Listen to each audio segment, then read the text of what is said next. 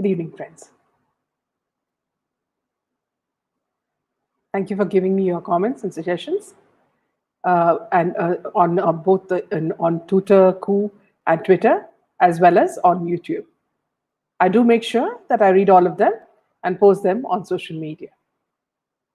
Today we cover various news bits that will be of interest to you. The first news is about Janvi Kukreja case. I'll also tell you about what her friend spoke to Janvi in an interview in midday a couple of months back. The court has now allowed an accused in the Janvi Kukreja murder case to appear for his exams virtually from jail. Janvi was found dead on the staircase of a residential building in suburban Khar in the early hours of January 1, and two of her friends, Sri Jogdankar and Diya Padalkar, were arrested in connection with the death. Sri, who is currently lodged in Taloja jail in neighboring Navi Mumbai, is a student of BSc Hospitality and Hotel Management. The accused had moved an application before a magistrate court in Bandra seeking its direction to appear for his midterm semester exam being held online. Shri's lawyer, Mahesh Vaswani, submitted that to save the academic year and for better future of the accused, he should be permitted to appear for his exams from the prison. The plea was allowed by Metropolitan Magistrate Jaidio Ghule, and he directed the jail authorities to make proper arrangements for the accused. Earlier this month, the Sessions Court had rejected Shri's bail plea. Meanwhile, in an article in Midday, which appeared a few months back, a close friend of Jhanvi spoke about her. She said, "On my birthday last year, Jhanvi wished me 5 minutes past midnight. She sent 8 apologetic messages for that," says the close friend of Janvi Kukreja. The friend who has known Kukreja for 16 years. They were both students of Pali Hills by Avabai Fremji Pati Girls High School. Says that the teenager was a rare youngster, stable of mind, could be trusted with responsibility, and always ready to help find solutions to problems. She was also a jolly person. All the news reports which said she flew off her handle at the party on seeing her two friends getting intimate are surprising for the friend. Even if Janvi saw something that upset her, she would confront it with a stable mind, not in a hysterical or dysfunctional way. "I was present at the last rites and I saw her body. What could have happened for her to be brutally beaten up? She must have screamed. How did nobody hear that?" That the case isn't what it seems prima facie. A teenager getting into a scuffle and falling off the stairs after spotting a young man she was allegedly interested in with her friend is something even the car police, which is investigating the case, will admit. While the police are sure of this for now, it's the chain of events from 7:30 p.m. to 5 a.m., which they have pieced together with the help of CCTV footage and statements from guests who attended the party organized by the common friend, Yash Ahuja. Some witness statements from the party says that Janvi, a psychology student at Jai Hind College, was disturbed after seeing friends Sri and Diya getting intimate at the New Year's Eve party and was soon seen speaking on the phone near the stairs. She is then alleged to have got into an argument with Sri and Diya, who have been accused of banging her head on the staircase, leading to her skull cracking. Car police sources say that Janvi was found with her clothes in a condition of disarray and scratches all over her body. She is alleged to have been dragged down to the ground floor from the second floor by her hair. Clumps of hair and bloodstains were found on the scene. Ahuja is the one who reported to the police that the victim was lying in a pool of blood. The police has booked Padalkar and Jogdankar under sections 302 and 334, which is murder and common intention of the Indian Penal Code. While the accused have said that they don't recall what happened that night because they were too drunk, questions have arisen over why no one heard Janvi shouting, which someone would have heard at some point. Were there others present at the time of the murder? Did Yash Ahuja have a role in the crime? Was the victim sexually assaulted? Were Kukreja and Jogdankar in a relationship? How did Jogdankar end up with previous injuries to his back and hand? But both Janvi's mother, Nidhi, and a close friend attest to her not being in a relationship with Jugdankar. This much I know for sure. I've heard about both Diya and Shri from Janvi, and they were just good friends. I never saw this coming. Sometimes you get a vibe. I never got that about a possible relationship, she adds. But now when I look back, there are things I see differently. Janvi and Dia's a shoulder to cry on, and when you invest so much energy in a person, sometimes it could get toxic. Janvi was always helping her get through life. Shri, I had heard from many common friends, was not a very suitable boy and was known for his aggressive ways. But then many are like that. They had no reason to be threatened by Janvi. The consequence of Janvi's death is that the younger sibling, who is a 14-year-old, has been told that she cannot go to a party without parental supervision.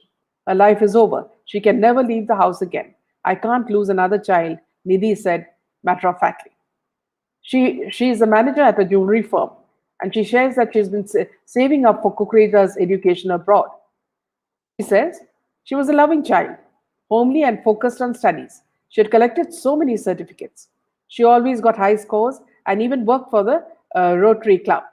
She was very emotional. We recently got a pup home after we found it abandoned on the Mumbai Pune highway. Ask Nidhi about Shri and Dia, who is a student of Dadar Catering College, and she's sure they were all just friends. Dia was always in our house. I trusted Janvi when she said that Dia is a good child, even if I had any reservations. I trusted Janvi completely. Uh, my child was studying psychology, so she knew a bit about people's character. She had come over in the past year a few times. Otherwise, Janvi had no time. She was busy with her studies. Now I feel I shouldn't have taken her word at face value. Nidhi says, as a piece of advice, be responsible for each other. If something is wrong, go and tell someone. To parents, she urges, please check on your kids and their friends. Don't let them drink. It takes lives. Please don't leave them unsupervised.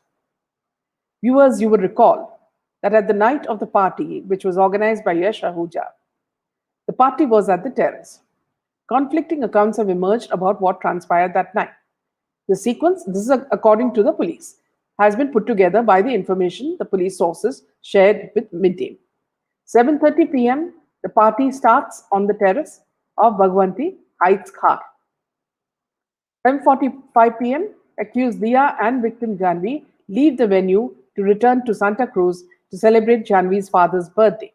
Shri, who was at Diya's home at this time, joins the two. At 12 a.m., the family cuts the birthday cake. Diya requests Kukrejas to let Janvi join the party. 12:15, the trio reach Bhagwanti Heights. 12:20 a.m., a female guest gets nauseous. Shri takes her to the host's home, which is Yash's home. Police claim that as per some statements, he was seen flirting with this woman and others too at the party. At 12:25 a.m., the female guest sees Janvi Kukreja and Shri getting intimate. At 12:30 a.m., a drunk Diya lies down on the sofa. She and Shri get intimate. 12:33, Kukreja gets upset, calls a friend to talk about this. She sees Diya and Shri going near the staircase and follows them. She sees them in a compromising position on the fifth floor, and a fight ensues between Janvi and Diya, during which Diya's face hits against the railing, resulting in a cut on her upper lip. At 1:30 a.m., Diya is seen at Yash Ahuja's second floor home cleaning her lip. 1:45 to 2:15 a.m., the police say that Janvi died between this time period, and Shri had not told the police where she was during this time. 2:15 a.m., CCTV footage from the building shows Shri leaving the building in torn clothes. He goes to Sion Hospital. 2:22 a.m., Shri is seen leaving the building. He heads to Hinduja Hospital. 2:30 a.m., third floor resident finds Janvi's body with the help of a dog who leads her to it. She informs Yash Ahuja, who calls the cops. 3 a.m., police reach the spot, rush body to Baba Hospital, where Janvi is declared dead on arrival. 5 a.m., Diya's father calls Janvi's parents. So this is the sequence of events according to the police. On my part, I hope this case too will be handled by CBI, because from the reports of what is happening in Mumbai, no one can trust the present set of policemen in Mumbai under the MBA government. As what they said in Sachin Waze case and what was reality was a whole lot different. No one except police has seen CCTV footage in the Janvi case, where Shri is seen walking out and other details. So if they have already solved the case and feel that these two people are the accused, it's very surprising because they till now they could not even solve Sushant's case. So there's a lot of hanky panky in this case, and I hope it gets solved with the help of CBI. That is when people need to request for this. Meanwhile, in the NCB case, NCB nabs drug traffickers in Mumbai after raid and they recover over 2 kilos drugs. Providing details of the operation, DRI Mumbai Zonal Director Samir Wankhede, IRS said the federal agency searched the house of alleged peddler Shahrukh Bullet at Kasam Nagar in Andheri, West in Mumbai, and recovered the drugs and currencies. The team of NCB Mumbai searched a house of Shadab Sheikh, alias Shadab Batata, son of Muhammad Farooq Sheikh, also known as Farooq Batata, and recovered 61 grams mephedrone, 160 grams of ephedrine, and intercepted Shadab Sheikh, alias Shadab Batata. This raid was based on the intelligence developed by the Mumbai Zonal Unit of the Narcotics Control Bureau. A team from the agency on Thursday seized a total of 2.029 kilo mephedrine and 160 grams of ephedrine. Along with these drugs, NCB sleuths also seized rupees 1 lakh in cash. Sources from the agency also stated that foreign agencies such as Iranian rials, Polish zloty, and Omani rial, along with 2 SUVs, were seized. 2 people, Shahrukh Khan, alias Shahrukh Bullet, and Shadab Farooq Sheikh, alias Shadab Batata, have been nabbed. Shahrukh Batata already has a police case registered against him at Oshiwara police station in 2018 under the section 336 of the IPC, which is endangering the human life or the personal safety of others. Shadab Batata is a notorious drug trafficker operating in the western suburbs of Andheri, Versova, Oshiwara, Mira Road, etc., known to supply drugs to celebrities. He was earlier booked in an NDPS case in the year 2018 by ANC Thane and is presently on bail. The Mumbai Narcotics Control Bureau also arrested a 19-year-old college student in Bandra area late Saturday night and seized drugs from the accused along with cash worth rupees 2.30 lakhs. The case has been registered against the accused and further investigation is underway. The accused has hidden the drugs in the computer's CPU and have been supplying drugs in regions including Bandra, Khar, and Andheri. The accused has been supplying drugs to Bollywood celebrities and others living in the suburban areas of the capital city. After the inputs were received, the NCB team organized a late-night raid which was led by the zonal director Samir Wankhede.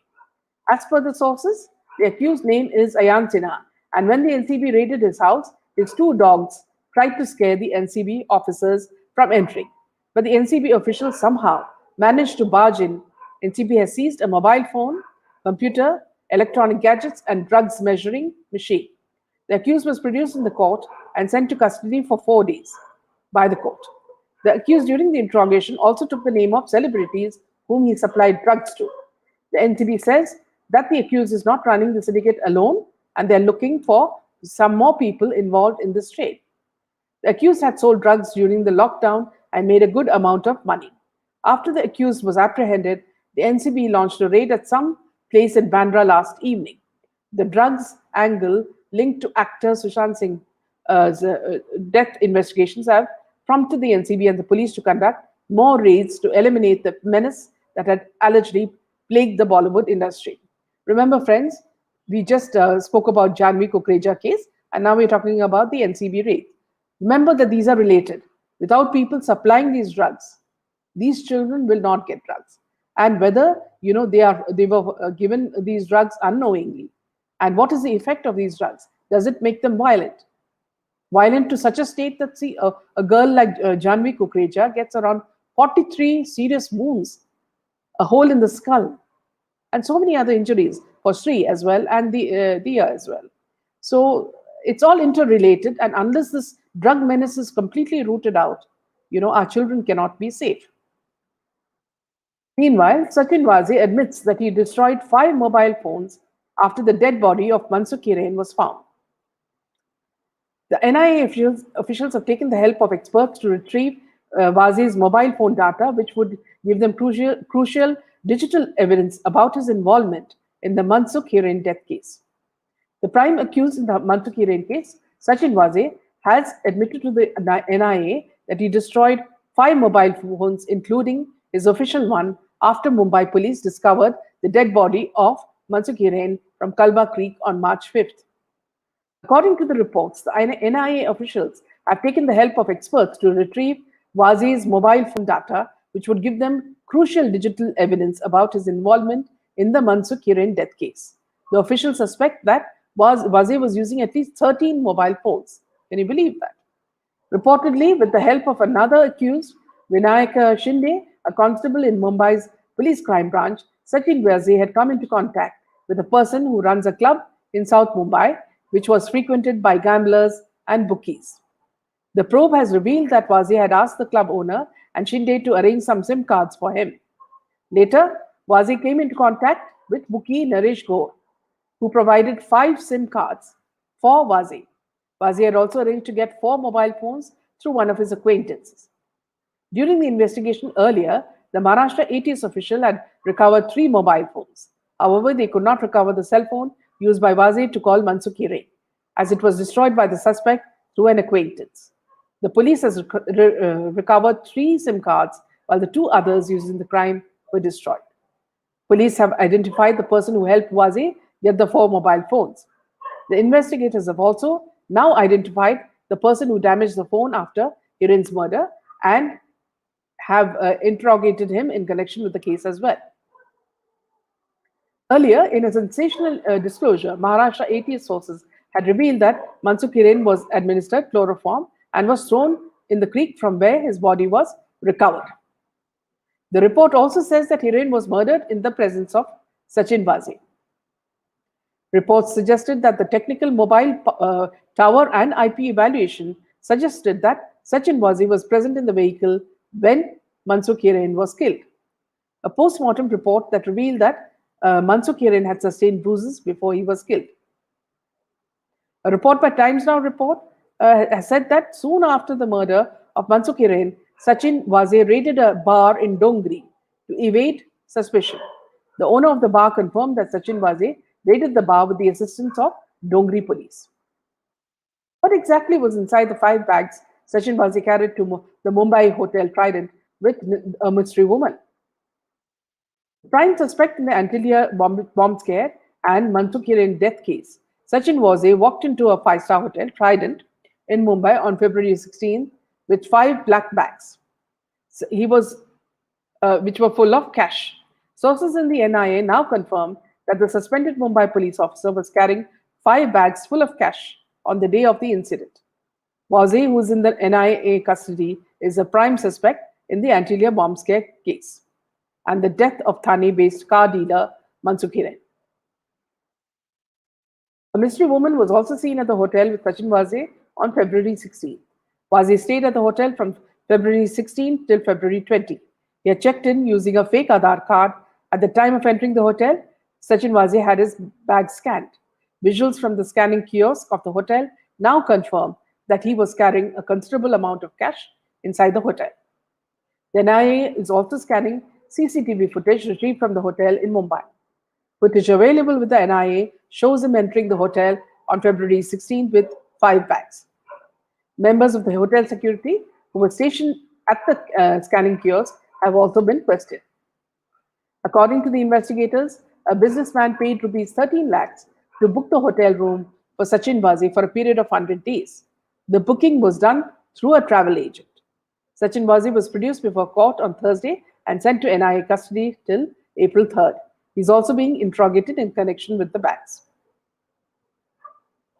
Waze was also brought to the Gaumukh Chowpatty on Godbandar Road by the NIA on Thursday. Assistant Commissioner of Police Shripad Kale also accompanied the investigators on this visit. Meanwhile, friends, with the rise of COVID cases in Maharashtra, night curfew will start from tomorrow. Malls will remain shut from 8 p.m. to 7 a.m. As fears of a second wave of coronavirus still lingers, the Maharashtra government has said that a night curfew would be imposed across the state from 28th March. The order will come into effect in the entire Maharashtra from Sunday night. The curfew order doesn't put restrictions on movement at night but prohibits gathering in public places. Shopping malls will also remain closed from 8 p.m. to 7 a.m. in Maharashtra in view of the unabated rise in COVID 19 cases. At present, shops in Mumbai malls are open till 9:30 p.m., while food courts run till 11 p.m. The decision was taken by the Maharashtra Chief Minister following an assessment of the prevailing coronavirus situation during a meeting with state officials. While the statement in English used the words curfew, an official statement in Hindi said the Chief Minister asked officials to impose Section 144 of the Code of Criminal Procedure, under which gathering of 5 or more persons is banned, according to a PTI report. That's all the news for today. Thank you, friends, for joining me. And please keep your comments coming. Good night.